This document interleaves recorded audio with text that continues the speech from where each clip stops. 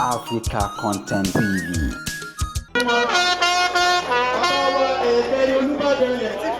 Bàbá wa Òṣèlú Òkútadé Agbẹ́ni gbogbo yín la kí o, all the local government chairmen gbogbo ayé ti bíyà. VC UI. The Vice Chancellor of the University of Ibadan. I want to pay last respect to Baba Olubadan. The Vice Chancellor University of Ibadan, Professor Kayode Debowale, àwọn náà pay last respect to Baba Yàgò Akoto ẹ̀pẹ̀lẹ̀ ẹ̀kọ́ alábẹ́rẹ́kù.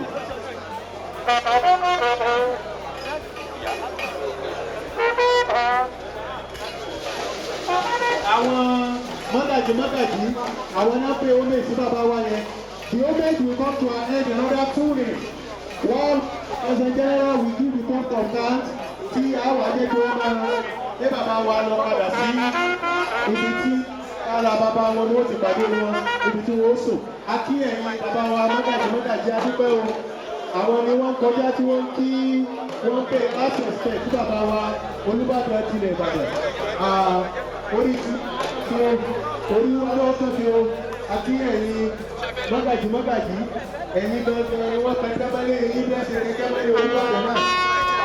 While the of last respect, the President General will be given the vote of thanks, and that will be done in 45. Báwọn mọ́gàjì ṣe ń lọ, làwọn baálẹ̀ náà tún ti tẹ̀lé wọn. My DG sir, ẹ máa ṣe vote of thanks yìí lọ, kò sí kí àwọn baálẹ̀.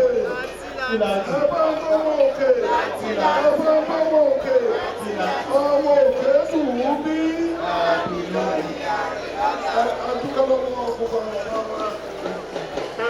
Leadership àwọn ọlọ́jà náà ti lọ bá àdúgbò ọmọ ọba Idris Balógun gbogbo yín pátápátá ẹ̀fọ́ alábẹ́rẹ́.